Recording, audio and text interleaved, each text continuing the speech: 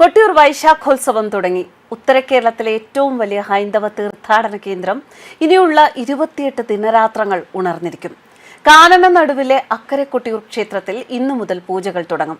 ഉത്സവത്തിന്റെ തുടക്കം കുറിച്ച് വയനാട്ടിലെ മുതിരേരി ക്ഷേത്രത്തിൽ നിന്നും വാൾവരവ് ചടങ്ങ് നടന്നു. തികച്ചും വനത്തിന്റെ ഉള്ളിൽ സ്ഥിതി ചെയ്യുന്ന അക്കരെ കൊട്ടിയൂർ ക്ഷേത്രം നൂറ്റാണ്ടുകൾ കഴിഞ്ഞിട്ടും സ്ഥിരമായ കെട്ടിടമൊന്നുമില്ലാതെ താൽക്കാലിക പർണശാലകളിലാണുള്ളത്. പരമശിവന്റെ സ്വയംഭൂ വിഗ്രഹം സ്ഥിതി ചെയ്യുന്ന അക്കരെ കൊട്ടിയൂർ ക്ഷേത്രം തുറന്ന നിലയിലാണിപ്പോഴും. സ്വയംഭൂ വിഗ്രഹത്തിന് മേൽക്കൂര ഇല്ലാതെ തുറസായി സ്ഥിതി ചെയ്യുന്നു. ഇവിടെ കാട്ടോലകളിൽ കെട്ടിയ ശ്രീകോവിൽ ഉയരുക ഉത്സവം തുടങ്ങിയ ശേഷം മാത്രമായിരിക്കും.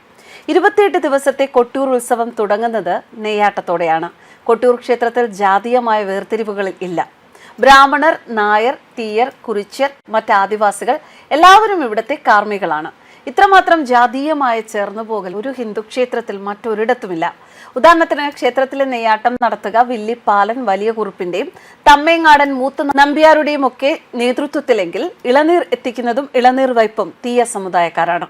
ഉത്സവത്തിന്റെ മുഖ്യ വിശേഷണമായ തിരുവാഭരണം എത്തിക്കുന്നത് നായർ വിഭാഗക്കാർ എങ്കിൽ ഉത്സവത്തിന്റെ ഡസൻ കണക്കിന് ചടങ്ങുകൾ നിർവഹിക്കുന്നത് ആദിവാസികളാണ്. ആദിവാസികൾ മുതൽ നായർ, നമ്പൂതിരി ഇവർക്കെല്ലാം അക്കരെ കൊട്ടിയൂരിൽ അവകാശവും ഉത്സവത്തിന്റെ അധികാരികളും പ്രത്യേക പർണശാലകളുമുണ്ട്. ഒരു വിഭാഗക്കാർ ഇതിൽ വിട്ടുനിന്നാൽ പോലും ഉത്സവം നടക്കില്ല.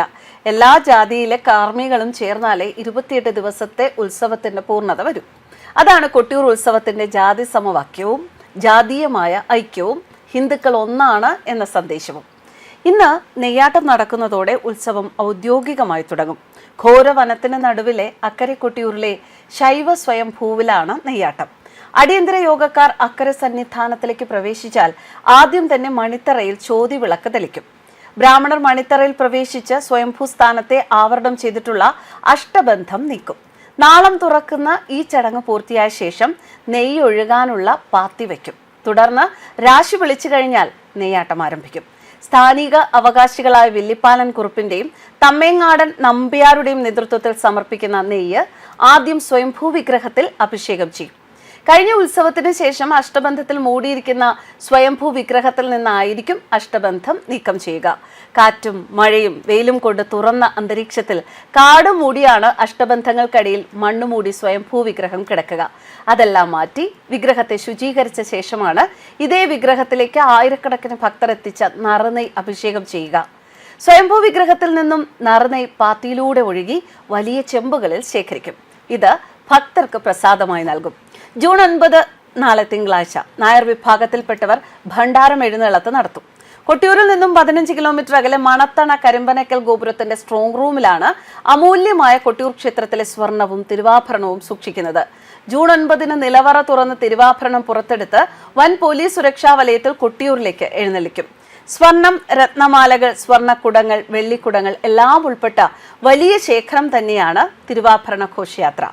തിരുവാഭരണം അക്കരെ കൊട്ടിയൂരിലെത്തുന്നത് മുതൽ മാത്രമാണ് സ്ത്രീകൾക്ക് പ്രവേശനം. അതുവരെ അക്കരെ കൊട്ടിയൂരിൽ സ്ത്രീ നിഷേധവും വിലക്കും കർശനമായി ഉണ്ടാകും. ജൂൺ 30 കലംവര ചടങ്ങ് വരെ സ്ത്രീകൾക്ക് പ്രവേശനമുണ്ടാകും. പിന്നീട് സ്ത്രീകൾക്കും വിലക്കായിരിക്കും.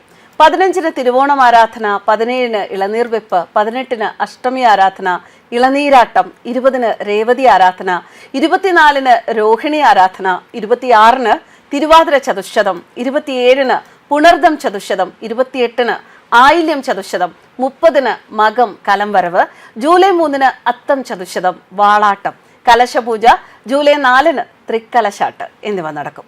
News desk കർമ്മസ്.